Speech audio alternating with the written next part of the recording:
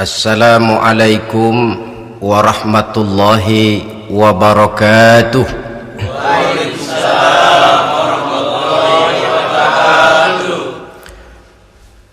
Alhamdulillahi rabbil alamin.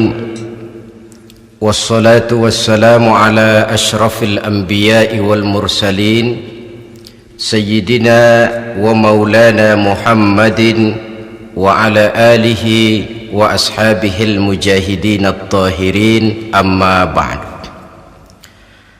Saudara hadirin kaum muslimin rahimakumullah.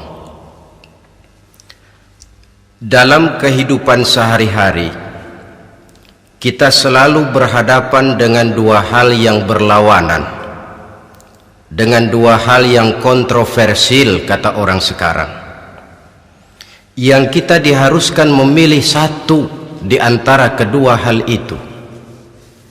Sejak kita bangun tidur sampai kita tidur lagi, selalu kita hadapi dua persoalan itu, yang benar dan yang salah, yang hak dan yang batil, yang pantas dan yang tercela, yang ma'ruf dan yang munkar. Persis seperti sebaik lagu yang lagi ngepop dan banyak dinyanyikan anak sekarang, madu di tangan kananmu katanya, racun di tangan kirimu. Tapi saya fikir-fikir, bagaimanapun kalau cuma sekedar madu di tangan kanan, racun di tangan kiri, adresnya jelas.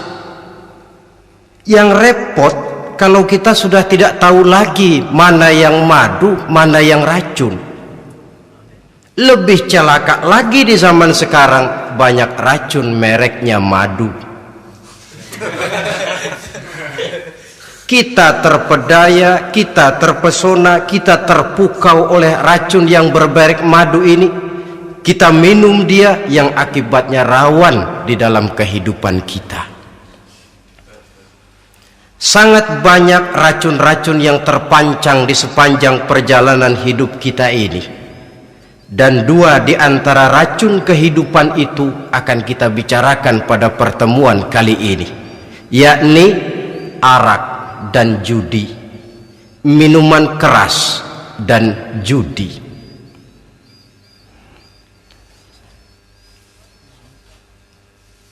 Sebagai yang kita maklum bahwa Islam bertujuan memelihara kemuliaan manusia yang diciptakan fi ahsani taqwim, dalam bentuk yang paling sempurna.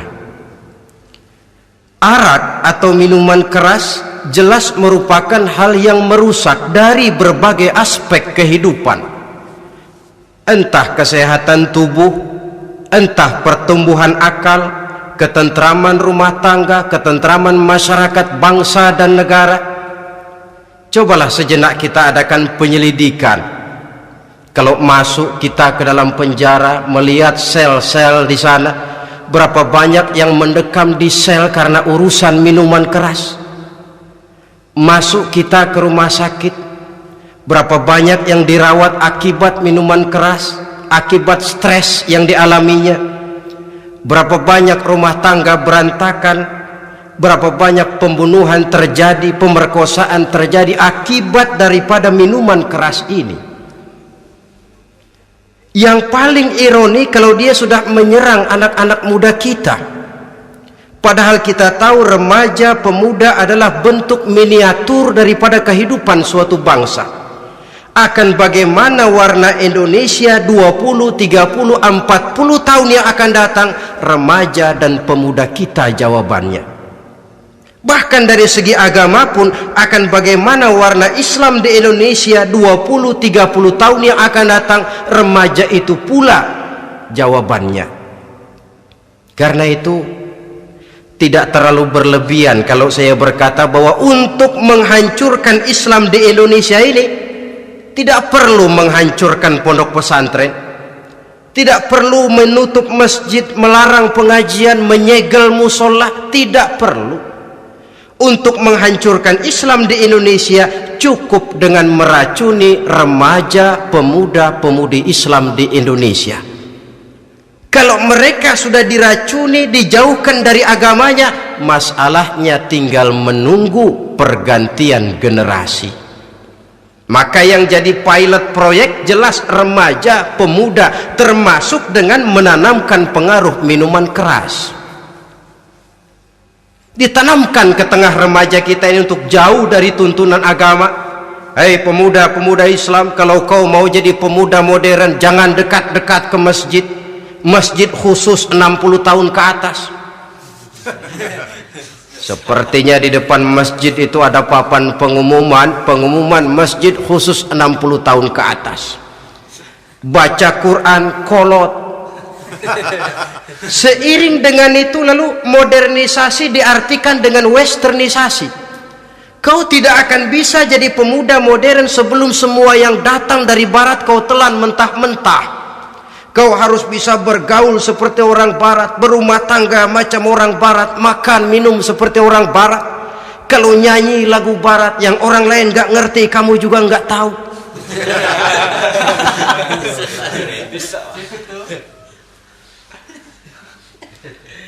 Anutlah itu free love yang pada gilirannya akan mengarah kepada free sex alias samenleven. Isaplah itu ganja, morfin, narkotik. Jikalau sudah terlena kita dengan itu, maka kehancuran suatu bangsa sesungguhnya sudah dimulai. Penyakit minuman keras ini bukan cuma penyakit zaman ini. Masyarakat yang dihadapi oleh Rasulullah Sallallahu Alaihi Wasallam 14 abad yang lalu juga masyarakat yang kemaruk dengan minuman keras. Arab jahiliyah kalau sudah minum arak mabuk, tidak cuma minum, dia mandi pakai arak. Sistem pendidikan yang disampaikan Islam bijaksana. Mula-mula diberikan gambaran bahwa arak itu walaupun ada manfaatnya tapi ada bahayanya, dan bahayanya jauh lebih besar daripada manfaatnya. Tahap kedua diberikan pesan jangan mendekati solat dalam keadaan mabuk.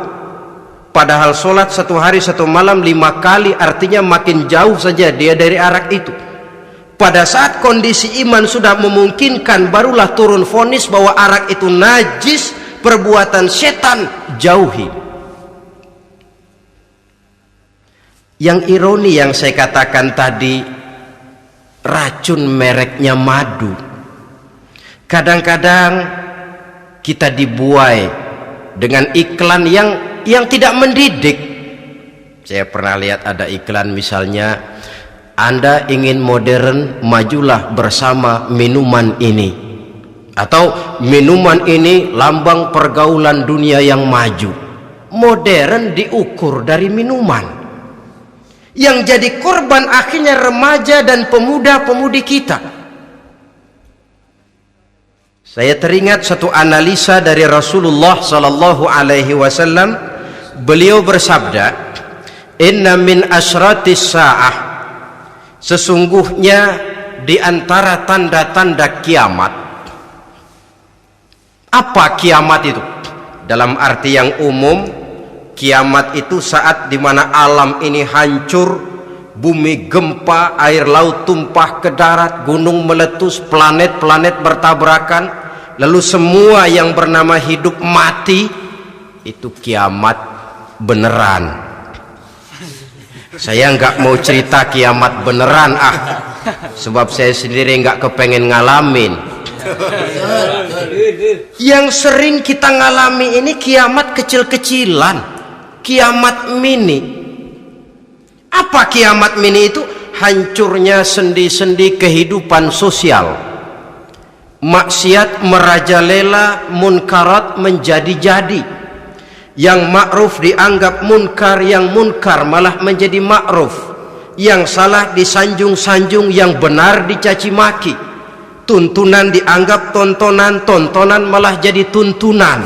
Kan kiamat kalau sudah begitu. Penjungkiran nilai.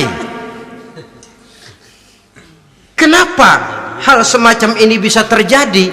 Penyebabnya kata Nabi, pertama ayyurfa'al ilmu, ilmu diangkat oleh Allah. Bagaimana cara Allah mengangkat ilmu dan apa maksudnya itu? Allah mengangkat ilmu itu, saudara, caranya pertama dengan mewafatkan ulama. Makin banyak ulama wafat, makin banyak ilmu ditarik. Yang kedua, kurangnya minat orang untuk belajar agama. Kalau sudah klop macam itu, artinya agama sudah disudutkan ke pojok-pojok kehidupan. Agama cuma sekedar tinggal dekorasi. Agama cuma seminar, cuma kongres, cuma muktamar. Tapi bahwa agama merupakan realita dalam kehidupan, itu tidak pernah terwujud. Kalau ulama sudah tiada, minat orang belajar agama berkurang, maka ajaran Allah tidak lagi didengungkan orang. Dikala itu wa yudharul jahlu, akan muncullah kebodohan, nampak kebodohan di mana-mana. Muncul permissive society, masyarakat yang merasa boleh hidup dengan kaidah serba boleh. Tidak ada halal, tidak ada haram. Tidak ada hak, tidak ada batil, semuanya serba boleh. Kalau sudah begitu kondisi masyarakat, terjadilah apa yang dianalisa oleh Nabi. Dikala itu wayabsu zina, zina dikerjakan berterang-terangan. Orang sudah tidak punya malu, hidupnya sudah pakai prinsip punya kuping, kuping kebo, punya muka, muka tembok, punya kulit, kulit badak. Kalau juga dikasih tahu, malu dong kau tinggal serumah belum nikah. Malu sama siapa? Masyarakat. Allah, masyarakat cuek aja.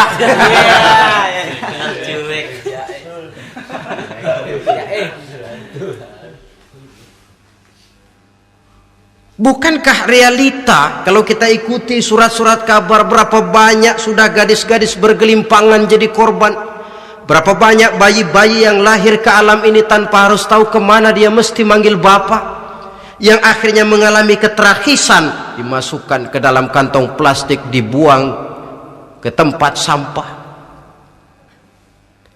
Kalau itu sudah terwujud, muncul efek negatif yang kedua, wa yushrabal khamr, arak, minuman keras jadi kebanggaan.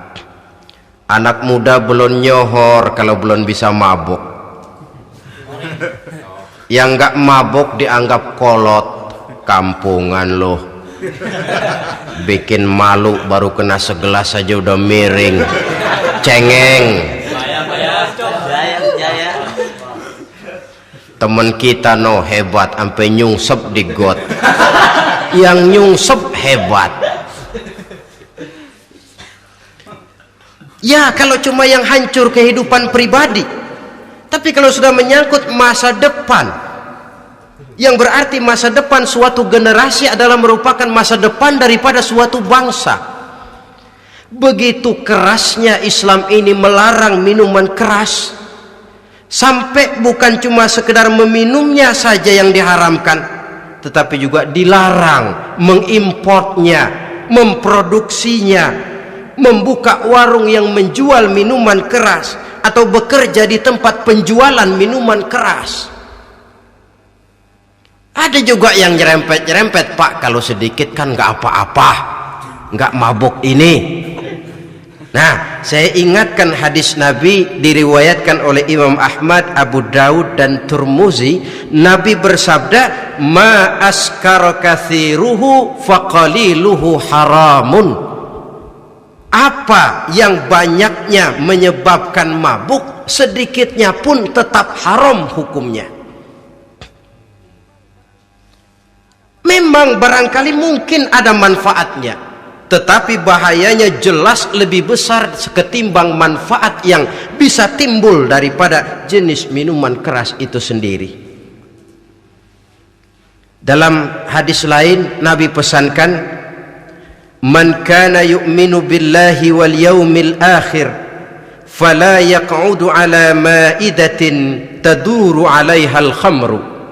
Siapa yang beriman kepada Allah dan beriman kepada hari akhirat, jangan dia duduk di dalam satu pertemuan yang di dalam pertemuan itu diedarkan minuman keras. Masuk ke dalam lingkungan macam itu saja tidak diperkenankan. Kenapa? Asyariku fi syarri syarrun. Bersekutu dengan kejahatan, jahat juga hukumnya. Semalam kamu mabuk ya? Enggak, temen, saya cuma ngebeliin aja kok. Apalagi ngebeliin.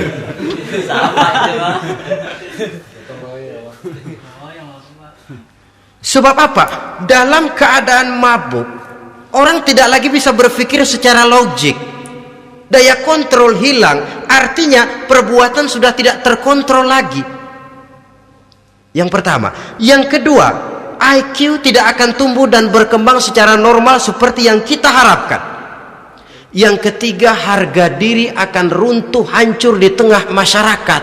Bayangkan kalau tengah malam kita digotong orang, diantar ke rumah kita.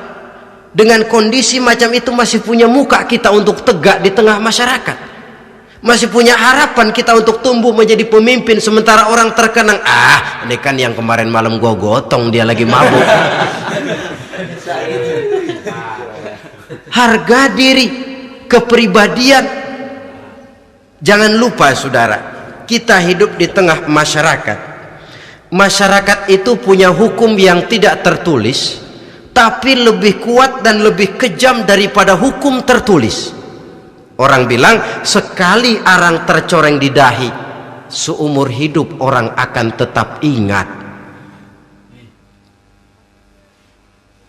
Makanya Rasulullah dalam hadis memberikan tamsil untuk adik-adik remaja muslim ini, masalul mu'min kamasalin nahli.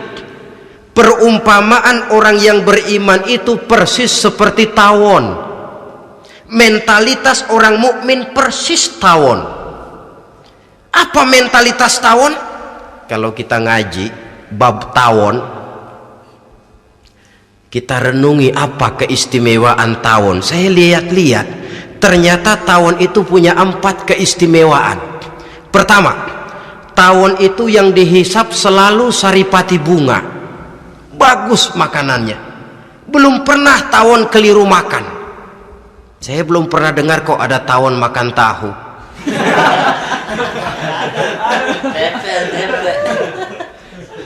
Yang dimakan selalu saripati bunga.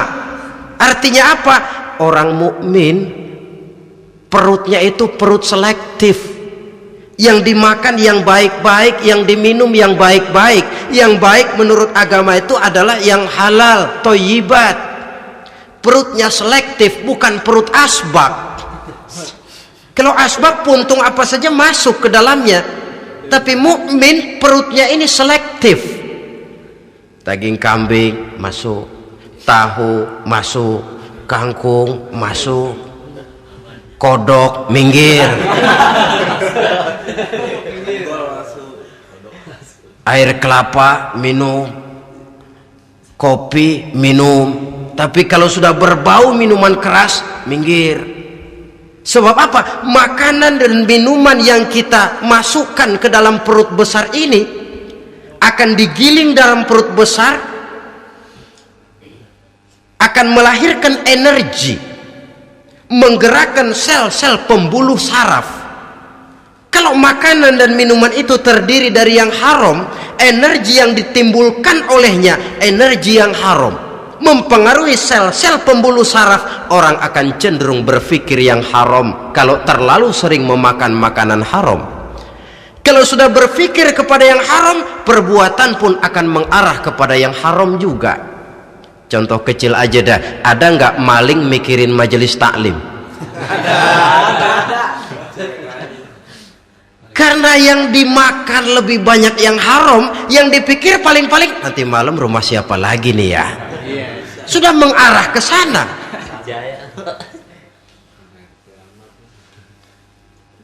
Saripati bunga yang dimakan tawon itu. Lalu tawon yang kedua saya lihat yang dikeluarkan selalu madu. Artinya apa? Orang mukmin itu kalau dia berkata, perkataannya mengenakan orang. Kalau dia berbuat, perbuatannya membawa manfaat bagi orang. Kalau kakinya melangkah, tentu ke tempat yang ada gunanya, yang dikeluarkan madu, bukan racun. Indah tawon itu. Yang ketiga, tawon saya lihat kemanapun dia hinggap tidak ada dahan patah. Artinya apa? Orang mukmin dimanapun dia tinggal, kemanapun dia pergi, pantang jadi biang kerok buat lingkungannya, pantang menimbulkan kerusuhan dan keonaran. Tidak ada cabang patah dimanapun tawon hinggap. Tapi juga yang keempat, saya lihat-lihat tawon itu jangan coba-coba diusik. Satu kali dia diusik, kemana orang lari? Nyilem masih ditungguin. Tawon. Tapi kalau nggak diusik, nggak ada tawon usil ke pasar nyariin orang. Ketika dia diusik, inilah saatnya saya harus mempertahankan kehormatan diri saya. Dia pun bangkit. Artinya apa? Orang mukmin tidak boleh nyari-nyari musuh, tapi ketemu musuh tidak boleh lari.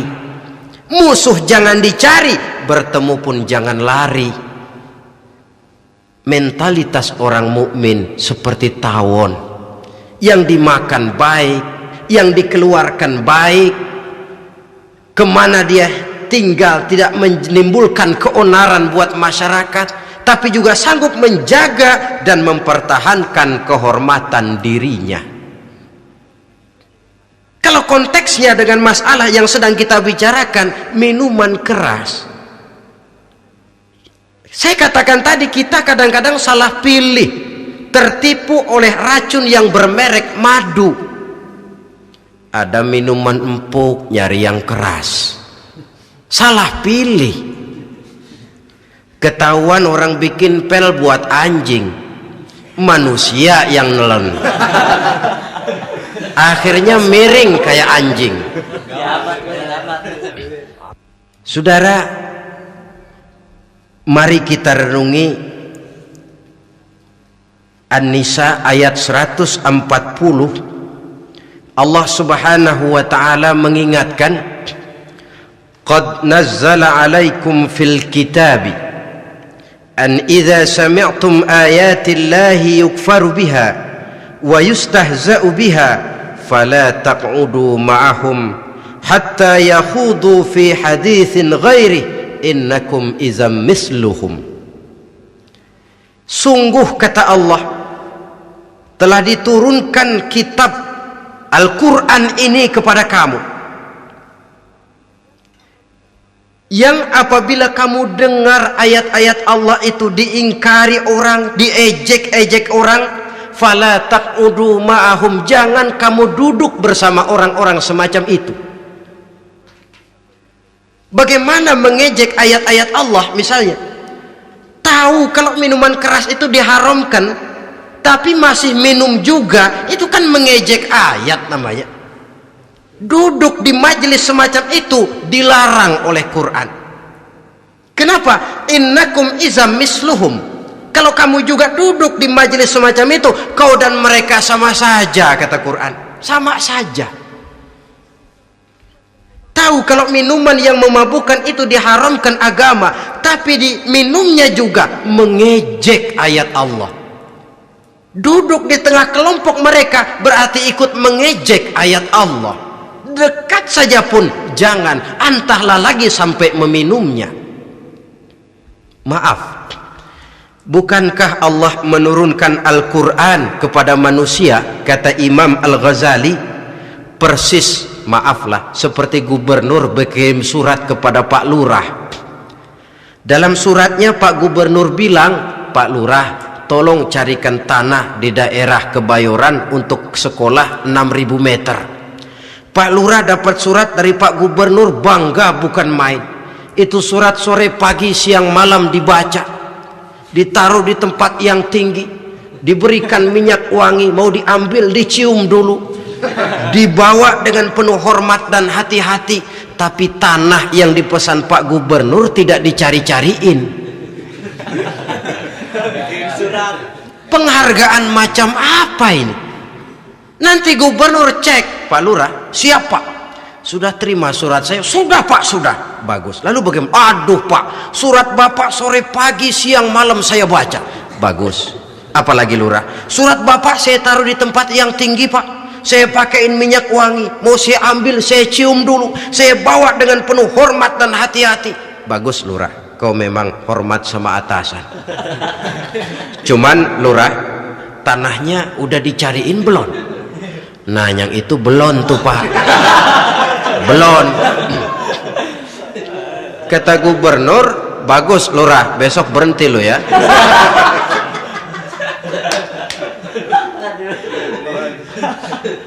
Membacanya memang penting, al-muta'abbad bitilawatihi, beribadah dari sebab membacanya. Tapi setelah kita baca, kita tahu isinya, what next? Mau apa kita dengan isinya itu? Jangan yang kita baca kita injak-injak. Itulah ironinya, bagaimana Quran itu mau membawa keberkahan dalam hidup ini kalau yang kita baca sering kita injak-injak. Dalam kehidupan kita baca ayat wa ahallallahu al-bai'a wa harramar riba. Allah halalkan jual beli, Allah haramkan riba, tapi renten ditelan terus.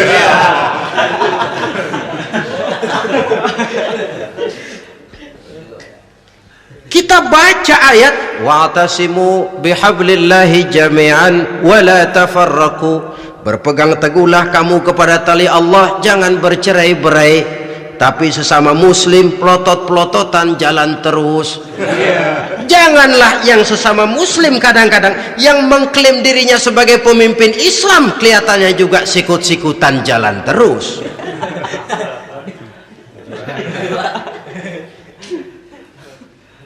Sehingga tidak heran kalau orang bilang di bawah ngamalin ayat kursi sudah sampai di atas ayat hilang, tinggal kursi saja yang diamalin. Ironi dan menyedihkan. Perjalanan panjang memang saatnya kita menunggal dengan Al-Quran ini, tetapi prosesnya memang harus kita mulai dari sekarang. Perkara kapan proses ini selesai itu bukan masalah kita, tapi bahwa kita sudah memulai suatu proses, itulah yang diharapkan. Hadirin yang saya hormati, oleh karena kerasnya peringatan Islam terhadap minuman keras, pernah satu hari seorang lapor kepada Khalifah Umar bin Abdul Aziz bahwa ada sekelompok orang berkumpul meminum minuman keras. Kata Khalifah Umar bin Abdul Aziz, dera mereka, hukum cepat. Ya Khalifah, kenapa? Di tengah mereka ada juga orang yang Ramadan biasa puasa. Begitu? Iya, yang biasa puasa duluan hukum. Kenapa? Mengerti memang lebih besar resikonya daripada tidak mengerti. Kalau yang tidak mengerti dilatar belakangi oleh kebodohan, barangkali masih bisa ditolerir, masih bisa dimaklumi. Ini toh sudah tahu mau puasa, kenapa berkumpul di majelis yang ada minuman keras? Tapi memang kelompok ini kan memang selalu ada. Kita lihat dalam masyarakat itu kan ada 4 kelas itu. Pertama, ada orang yang tahu perintah dan tahu larangan. Ini the first class, kelompok terbaik. Perintah tahu dia kerjakan, larangan tahu dia jauhi. Ini orang terbaik. Yang kedua, ada orang tahu perintah tapi tidak tahu larangan. Perintah tahu, larangan tidak tahu. Sholat mau, puasa mau, zakat fitrah bayar, nyolong mau, mabuk ayo. Perintah tahu tapi larangan tidak tahu, akhirnya semua dikerjain. Barangkali yang rada bingung malaikat bagaimana nyatatnya ini, kotor absen. Gelas yang ada di hadapan saya ini, kalau semua diisi air putih macam ini, kan jelas bisa diminum orang. Kalau semua diisi bensin, jelas bisa diminum motor. Tapi kalau separuh diisi air putih, separuh diisi bensin, kacau. Kalau gelas yang ada di hadapan saya ini sepenuhnya diisi air putih, jelas bisa diminum orang. Kalau sepenuhnya diisi bensin, juga jelas bisa diminum motor. Yang repot kalau separuh diisi air putih, separuh diisi bensin. Kacau statusnya. Orang minum mabuk, motor minum pun mogok. Dijual juga tidak laku barang campuran. Inilah makna pernyataan Allah, wala talbisul haqqa bil batil. Jangan kamu campur adukan antara yang hak dan yang batil. Perintah dikerjakan, larangan pun dikerjakan juga. Kelompok ketiga, ada pula manusia yang tahu larangan tapi tidak tahu perintah. Larangan tahu tapi perintah tidak tahu. Jahat sama tetangga tidak, mencuri tidak, mabuk tidak, zina tidak, sholat tidak, puasa tidak, polos, semua serba tidak. Dan yang terakhir, kelompok keempat, perintah tidak tahu, larangan pun tidak tahu. Ini masuk kelompok makhluk gratis. Misalnya kambing, ayam, kerbau, itu kan makhluk-makhluk yang memang perintah tidak tahu pun larangan juga tidak tahu. Nah, dalam hubungannya dengan ini, saya mengajak, marilah kita berusaha sekuat mungkin menjauhkan diri dari minuman keras yang jelas bahayanya dengan hidup tidak jauh dari bimbingan agama. Hadirin kaum muslimin rahimakumullah. Kawan seiring dan sejalan dari minuman keras, judi namanya. Saudara kembar barangkali. Yang satu sering menimbulkan yang lain, tetapi bukan tak jarang keduanya berjalan berdampingan. Posisi judi dan arak ini dalam Quran sama bahayanya. Apa sebab? Mentalitas judi adalah mentalitas sirkeless, lingkaran setan. Artinya yang menang biasanya ketagihan, yang kalah biasanya penasaran. Ini yang menyebabkan orang tidak mau berhenti. Kalau dia menang, dia ingin mencoba untuk menang dalam jumlah yang jauh lebih besar lagi. Kalau dia kalah, dia penasaran, kenapa hari ini kalah? Barangkali sial, besok malam saya tebus. Mental semacam ini memang sulit untuk berhenti. Kenapa judi diharamkan dalam Islam? Pertama, seorang muslim di dalam berusaha mencari harta, dia harus mengikuti sunnatullah. Kata kita orang muslim, hukum alam kata orang sekarang, natural of law bahasa kerennya.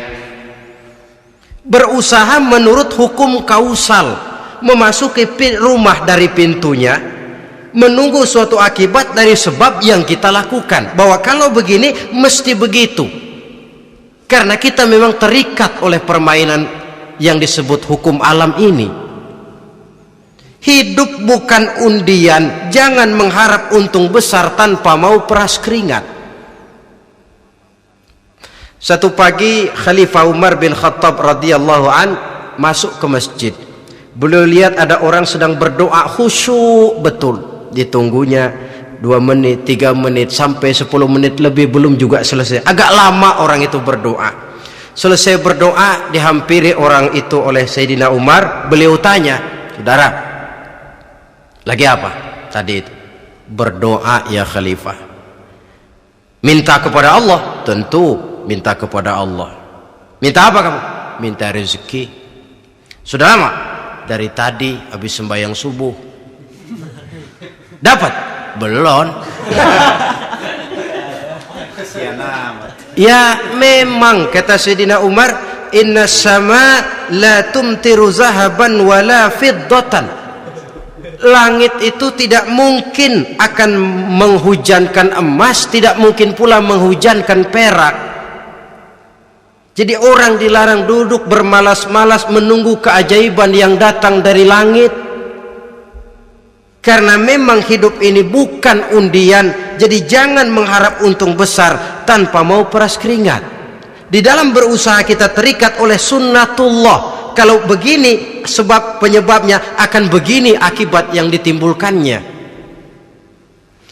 Yang kedua, Islam menjadikan harta manusia itu sebagai benda berharga yang dilindungi.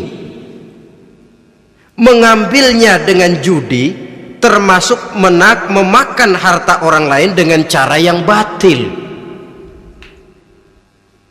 Yang ketiga, judi itu sendiri dapat menimbulkan permusuhan dan pertentangan antara para pemain itu sendiri. Meskipun kelihatannya kompak duduk dalam satu meja yang saling berhadap-hadapan, yang kalah kelihatannya pasrah, tetapi kan itu cuma kulit permukaan. Batinnya bagaimanapun juga yang kalah itu tetap mendendam. Sedangkan yang kalah di samping mendendam juga mengomel, mencaci mungkin ya lawan bermainnya, ya mungkin juga dirinya sendiri. Dan yang keempat, judi itu merusak aktivitas hidup, membuat orang membuang waktu dengan tidak terasa, dan yang pada gilirannya melupakan orang kepada tanggung jawab. Wah, kalau sudah memegang kartu, konon kabarnya, saya sendiri alhamdulillah belum pernah, lupalah orang anak, lupalah orang kepada istri, lupalah orang kepada tanggung jawab. Waktu pun berlalu tanpa terasa. Apalagi kalau sudah diiming-iming oleh gambaran akan memperoleh keuntungan yang besar. Termasuk di dalam judi itu undian, apapun namanya. Yang usaha ke arah ini seharusnya tidak dipermudah, walaupun dengan embel-embel dana kemanusiaan, sumbangan sosial. Saya tidak begitu yakin, saudara, bahwa bangsa Indonesia ini sudah begitu menipis rasa kemanusiaannya sehingga untuk berlaku sosial mesti diimbangi dengan hadiah sekian juta rupiah.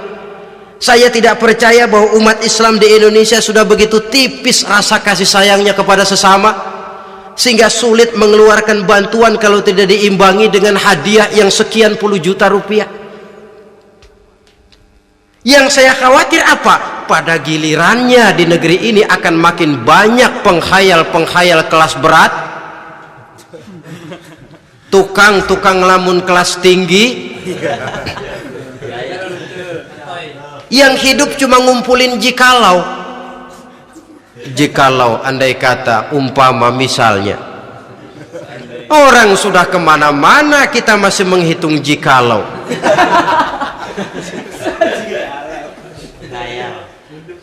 Orang boleh saja mengharap burung terbang tinggi, tapi punai di tangan jangan dulu dilepas. Artinya idealisme silahkan terbang setinggi langit, tapi kaki harus tetap berpijak di alam realita. Bahwa memang lebih baik makan singkong dalam kenyataan daripada makan roti tapi ngimpi.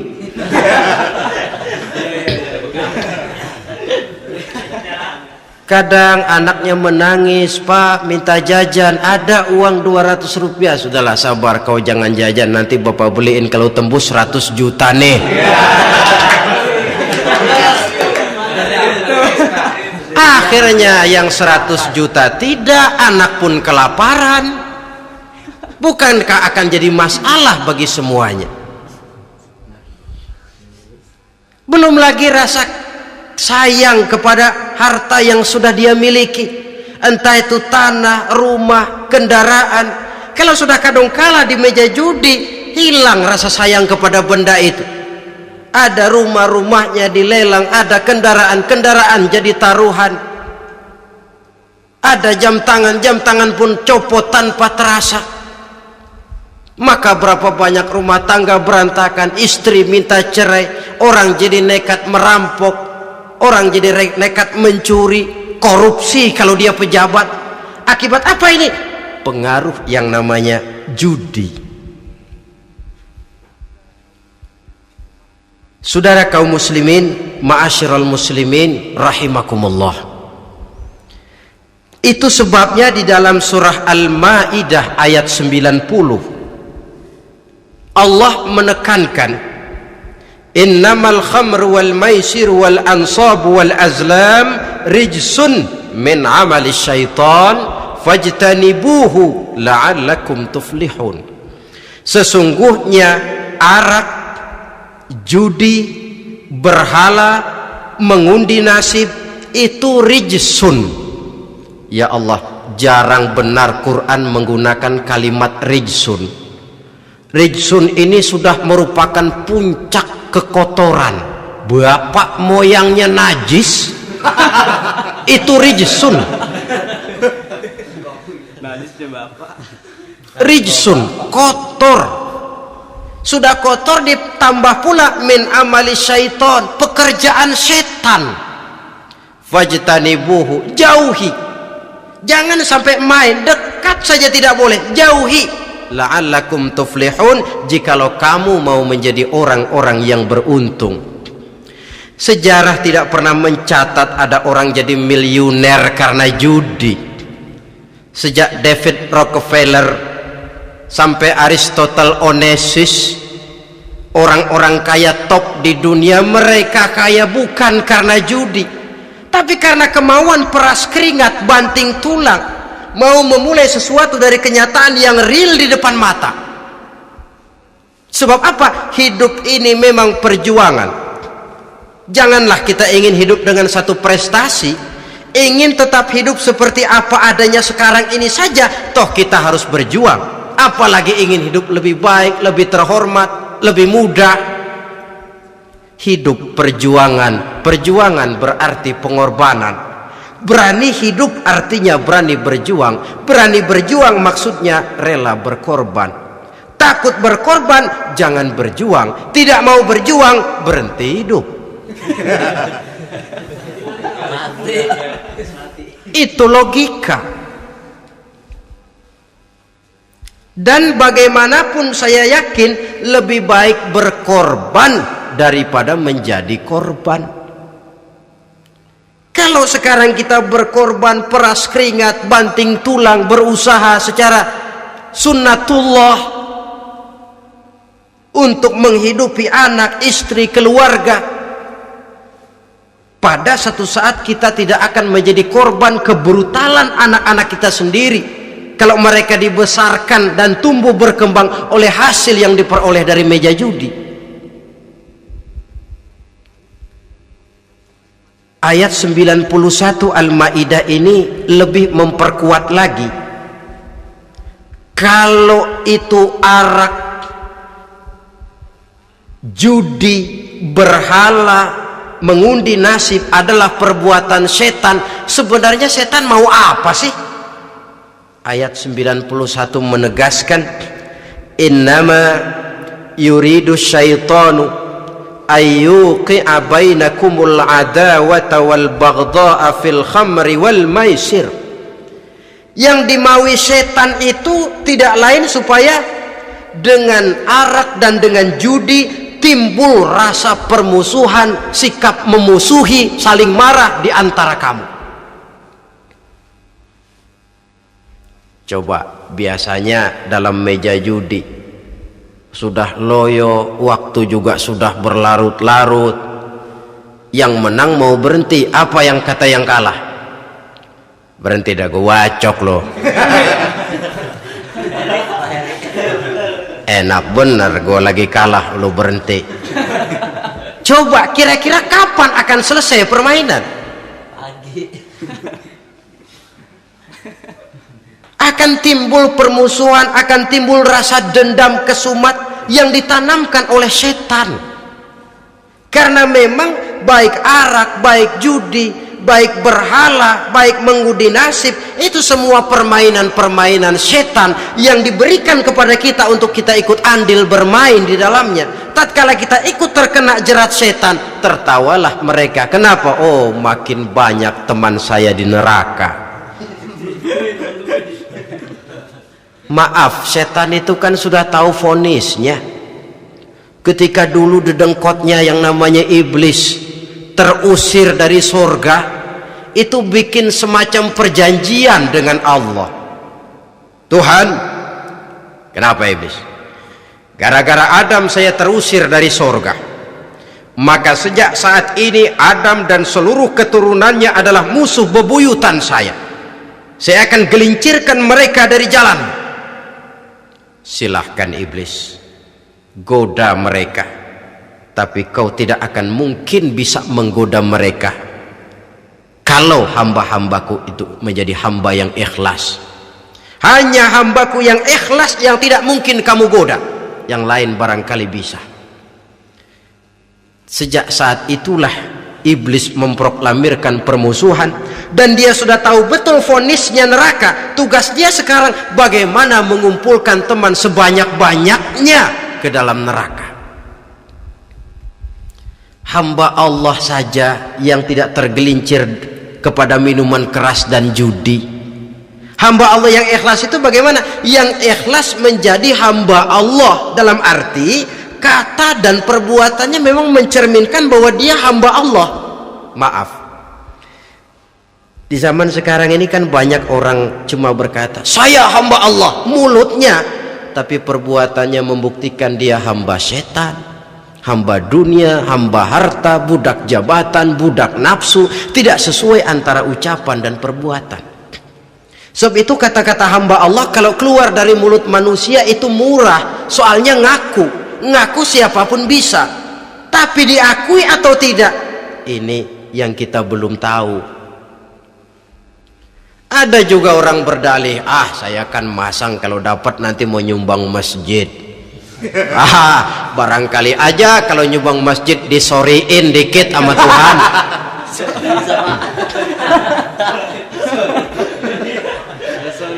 Apa bisa begitu? Saudara, kita tidak mungkin mencuci kain dengan air najis. Innallaha thayyibun, kata Nabi, la yaqbalu illa thayyiba. Allah itu baik dan hanya menerima yang baik.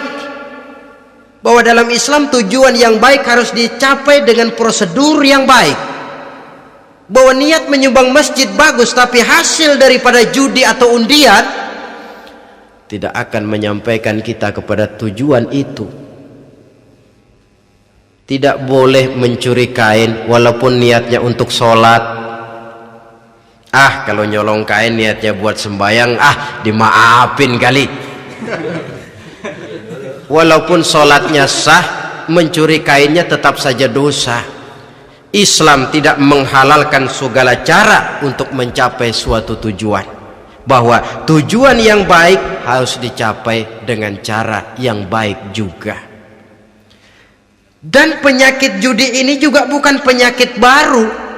Sejak dulu masa jahiliyah judi mereka, saya kira kalau Las Vegas, kota judi Amerika saja barangkali masih kalah dengan cara judi jahiliyah dulu.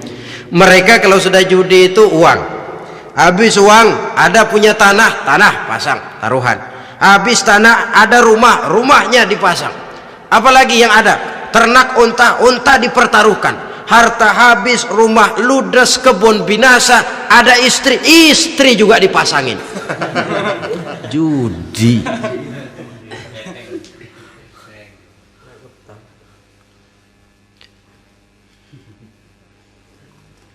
Kita sebagai muslim, oleh Al-Quran dijelaskan orang yang mempunyai dua tujuan hidup. Pertama tujuan jangka pendek, yang kedua tujuan jangka panjang. Tujuan jangka pendek dunia dan seluruh isinya. Tujuan jangka panjang adalah akhirat dan ridho Allah. Ini yang terpantul dalam doa setiap kita, Rabbana atina fid dunya hasanah wa fil akhirati hasanah. Tercapai tujuan jangka pendek fid dunya hasanah dan tujuan jangka panjang wa fil akhirati hasanah. Untuk mencapai tujuan jangka pendek, merangkul dunia dan seluruh isinya, Apa yang jadi modal utama? Pertama, pendidikan. Makin tinggi jenjang karier pendidikan yang kita tempuh, rasa-rasanya makin mudah menjangkau dunia dan isinya. Yang kedua, pengalaman. Tenaga-tenaga expert masih tetap diperlukan. Makin banyak pengalaman, makin mudah menjangkau dunia. Yang ketiga, dan ini ada tapi tidak bisa dijadikan pegangan, faktor nasib, faktor kebetulan. Ada tapi tidak bisa dijadikan pegangan mutlak. Pendidikan, pengalaman, ingin menjangkau fid dunia hasanah, ini modal utama. Lalu untuk mencapai fil akhirati hasanah, prestasi ibadah.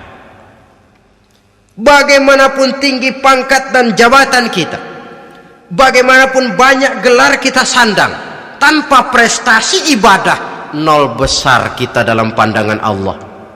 Itu sebabnya kita sholat. Jadi tidak beralasan kalau orang ditanya, kenapa sih kamu nggak sholat? Ah, tetangga saya sholat melarat terus.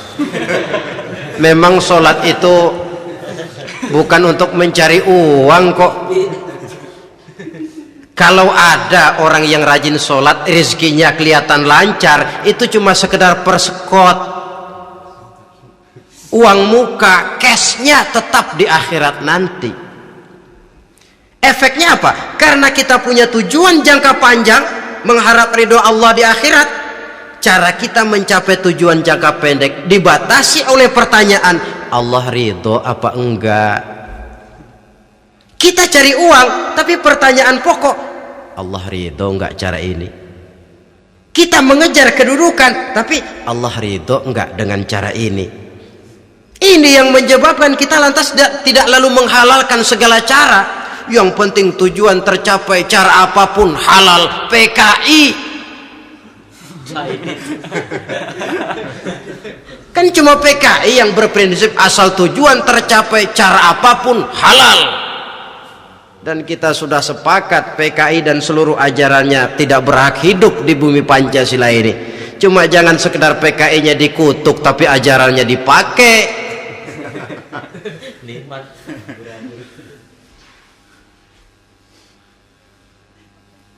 Nah, untuk mencapai dua tujuan ini, Islam mengajarkan sistem keseimbangan. Sehingga Nabi sabdakan, "I'mal lidunyaka ka'annaka ta'ishu abada, wa'mal li akhiratika ka'annaka tamutu ghada." Bekerjalah buat duniamu seolah-olah kau akan hidup untuk selamanya, tetapi bekerjalah untuk akhiratmu seolah-olah kau akan mati besok. Jadi kalau kita sudah sholat menghadap Allah, usolli fardal maghrib, Allahu Akbar, ingat seolah-olah kita akan mati besok supaya timbul khusyuknya. Tapi kalau kita sudah bekerja, kuliah, bekerja, belajar di tempat tugas, ingat seolah-olah kita akan hidup selamanya supaya timbul gairah kerja. Jangan dibalik. Di kantor ingat mati, lemas terus. Ngapain kerja sungguh-sungguh bakalan mati. Lagi sholat ingat Duta Merlin, Altiron Plaza, ya kacau. Salah pasang, tidak pada tempatnya. Untuk mencapai fid dunya hasanah ini, Islam mengajarkan tempuh jalur yang mengikuti sunnatullah. Itu yang dihargai oleh agama. Terikat oleh hukum kausal bahwa kalau ini yang saya usahakan hasilnya akan begini. Perkara nanti hasil tidak seperti yang kita harapkan, baik sangkalah kita kepada Allah. Sebab kita tidak tahu rahasia apa di belakang itu. Kadang orang mengeluh, habis saya rajin sholat tapi rezeki seret, berhenti aja dah. Kita tidak tahu rahasia di belakang itu. Pernah hadirin, satu hari seorang petani, dia selesai bekerja di ladang, istirahat, dia tidur di bawah sebuah pohon beringin. Di sebelah pohon beringin itu ada pohon labu. Dia berpikir, Kalau saya lihat-lihat Tuhan nggak adil katanya. Masa pohon beringin pohonnya besar, buahnya kecil. Pohon labu pohonnya kecil, buahnya gede. Tuhan bukan arsitek ulung ini.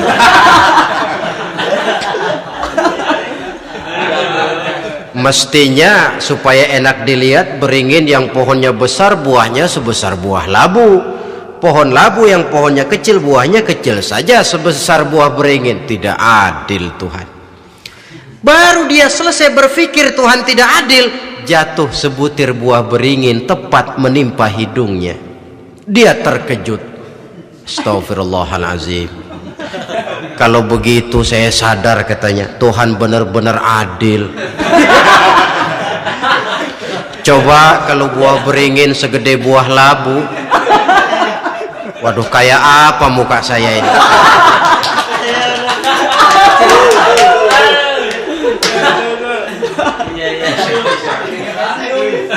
Baru terbuka pandangan matanya setelah berhadapan dengan kenyataan, baru keluar respek. Allah benar-benar adil. Padahal semenit yang lalu dia masih berkata Tuhan bukan arsitek ulung. Tapi semenit kemudian setelah berhadapan dengan kenyataan yang real dia hadapi, wah Allah benar-benar adil.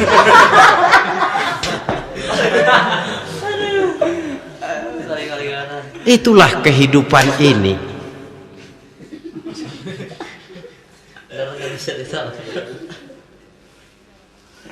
Saudara hadirin yang saya hormati, karena itu baik arak baik judi dua-duanya merupakan bahaya laten yang tidak hanya mengancam kehidupan agama tetapi juga masyarakat, bangsa dan negara, apalagi kalau sudah jatuh kepada generasi penerus.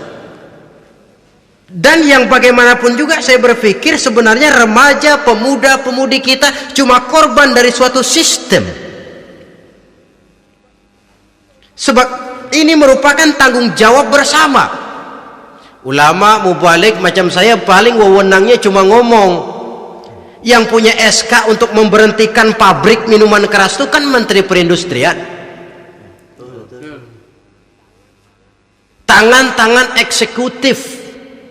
Sehingga kalau Nabi katakan man ra'a minkum munkaran falyughayyir biyadihi wa illam yastati' fa bilisanihi wa illam yastati' fa biqalbihi.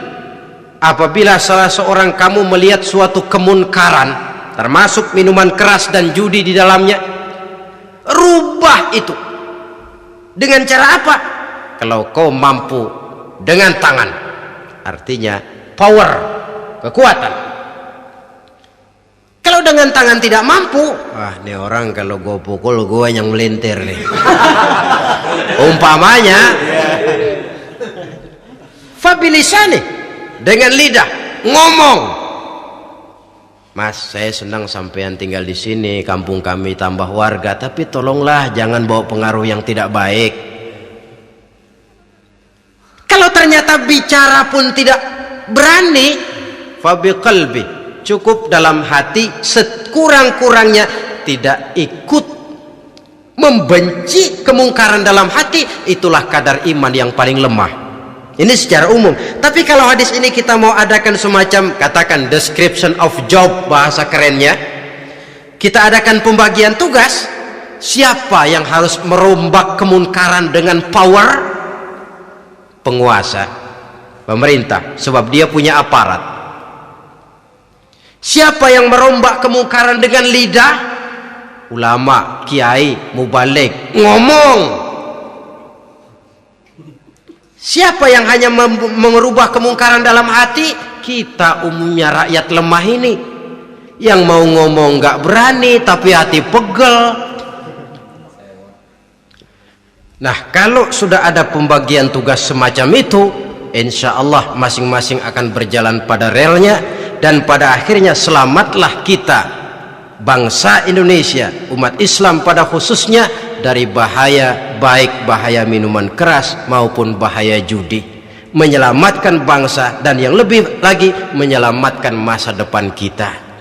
Sekianlah saudara pertemuan kita pada saat ini. Mudah-mudahan ada manfaatnya. Terima kasih atas segala perhatian. Mohon maaf atas segala kekurangan. Usikum wa nafsi bitaqwallah. Wassalamualaikum warahmatullahi wabarakatuh. Waalaikumsalam.